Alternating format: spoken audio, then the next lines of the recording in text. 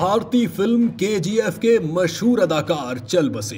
भारतीय मीडिया के मुताबिक हरीश राय थायराइड कैंसर के इलाज के लिए बेंगलोर के अस्पताल में जेर इलाज थे, जहां उन्होंने जुमेरात को आखिरी सांस ली।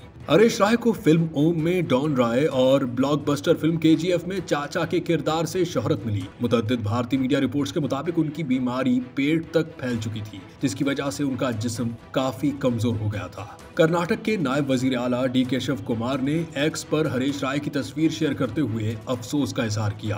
भारतीय मीडिया के मुताबिक अपने शानदार कैरियर के दौरान हरीश राय ने कंटर, तमिल और तेलुगु फिल्मों में काम किया। उनकी मशहूर फिल्मों में ओम, समरा, बेंगलोर अंडरवर्ल्ड, राज बहादुर, संजू वेट्स गीता और केजीएफ सीरीज के दोनों पार्ट शामिल हैं।